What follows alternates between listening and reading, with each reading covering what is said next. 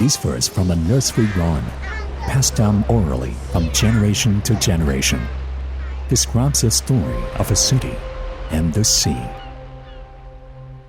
What allowed this place, once a frontier settlement far away from the heart of China, to ultimately become a major hub of global maritime commerce? This seaport, which is located in neither the Yellow River nor the Yangtze River Valley, achieved astonishing levels of prosperity between the 10th and 14th century, unequaled anywhere else around the world, turning it into a legend of the East. Who set in motion the events that allowed such prosperity to persist for 400 years? And who is responsible for preserving and passing down that history throughout the past millennia of history?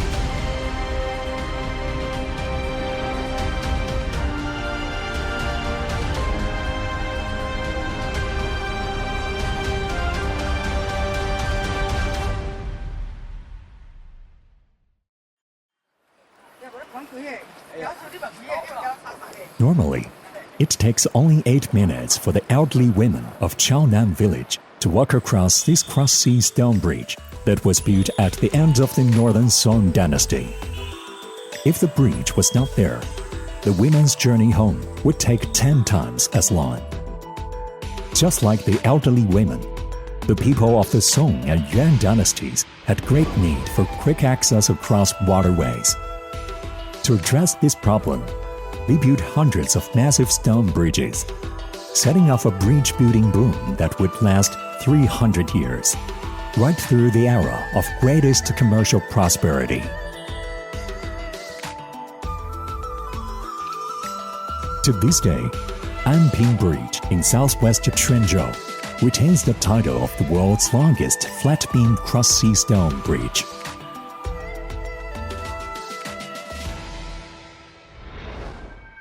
However, what really astonishes researchers is that when you line up the directions indicated by each of these bridges, what you get is a massive land and water transportation network. This network ran along the docks in the harbor, through city and town markets, and the mountain area north of the city, reaching deep into the Central Plains territory.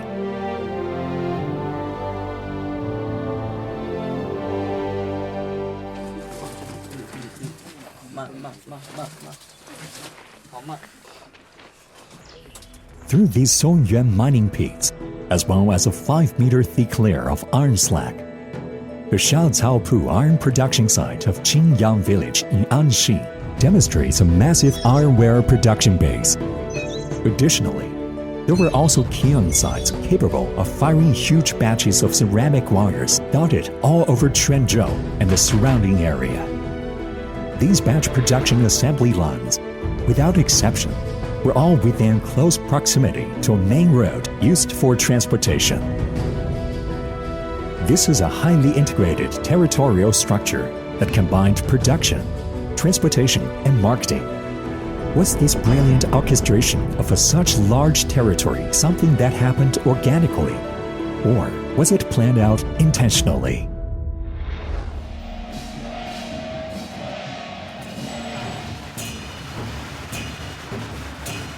In the city, Tenho Temple welcomed the devout pilgrims every day.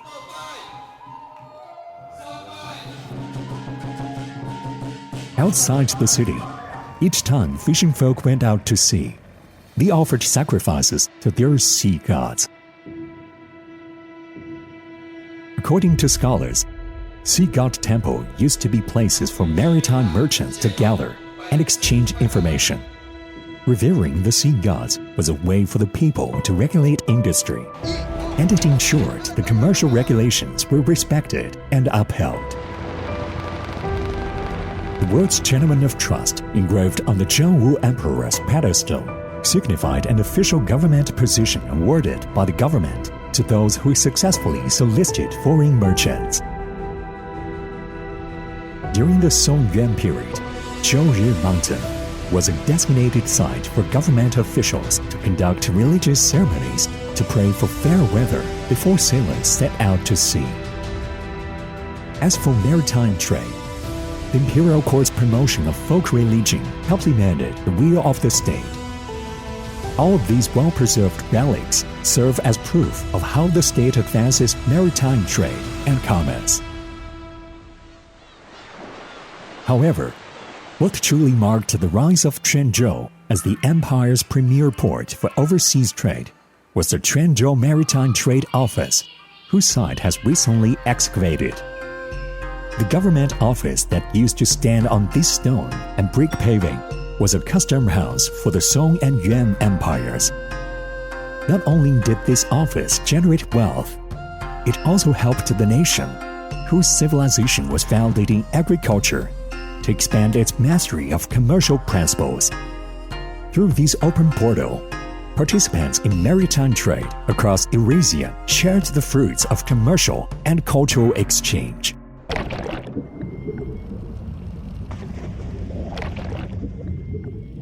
A Fujian-built ship from the southern Song-Dynastie was discovered at the bottom of the South China Sea. This discovery opened the floodgates for Chinese underwater archaeology. More than 180,000 artifacts were recovered from the shipwreck, including myriad exotically styled Douhua porcelain wares, ironworks, and Arabic golden ornaments, all showing clear characteristics of being export products. This fully laden ship from Quanzhou offers valuable information about not only China, but also the world beyond China. Long before the shipwreck, the South China Sea was ever discovered. The wreckage of another Fujian-built ship was unearthed from the silt of Quanzhou's Houzhou port. This southern Song ship was carrying a full load of imported spice, including ambergris, frankincense, and pepper, on its way back to the harbor. Why did this ship suddenly sink so close to the shore? What happened back then is still a mystery. Two cargo vessels of similar make heading in two different directions, carrying completely different cargo. The implication is that they were part of the same import-export commerce chain. According to the travels of Marco Polo, for every commercial vessel laden with pepper sailing towards the port of Alexandria in Egypt, there were 100 times as many heading to Quanzhou. In most overseas travelogues recovered from the Song-Yuan period, the most inclusive praise is almost always reserved for Quanzhou. Located on the longest shipping line in medieval times, Quanzhou was unrivaled in terms of the volume of trade conducted. This has attracted the curiosity of scholars. As a world-class market, such as Quanzhou would inevitably produce two types of people: world-class consumers and world-class merchants. So, who were they?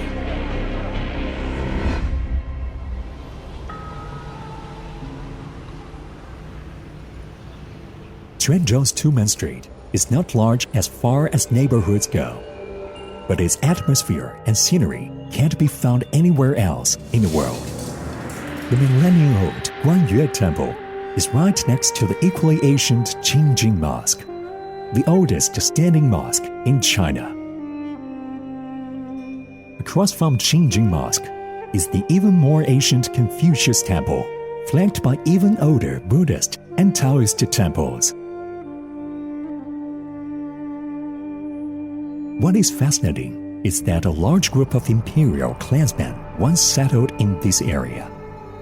The Southern Clan Office was their administrative agency.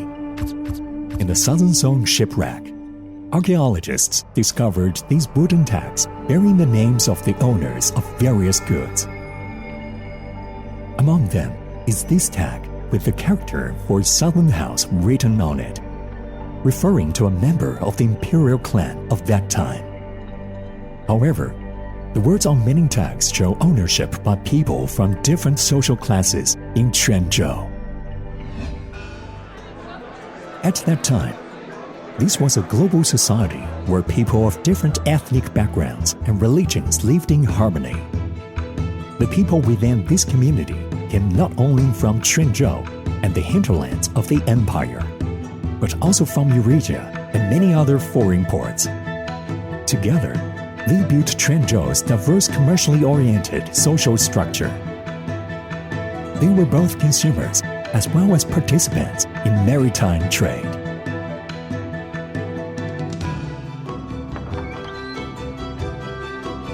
During that era, in which almost everyone was involved in commerce, even monks in temples, out of their commitment to improving the welfare of the people, were actively involved in bridge and road construction and river dredging to build ports, and some even participated directly in foreign trade activities.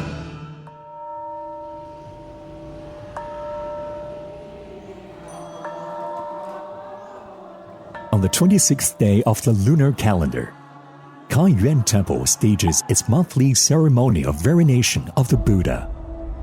As usual on such occasions, West Street outside the temple is filled with incense, becoming a bazaar for street vendors.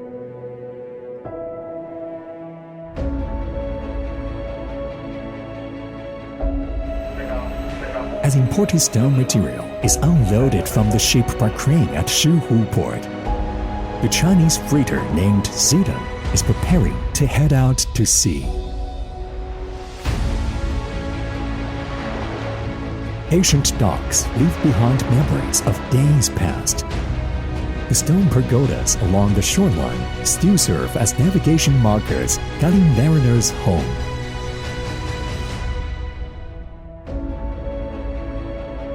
Back then, long-distance global maritime trade connected the diverse societies and cultures of the world, making cross-cultural prosperity a reality.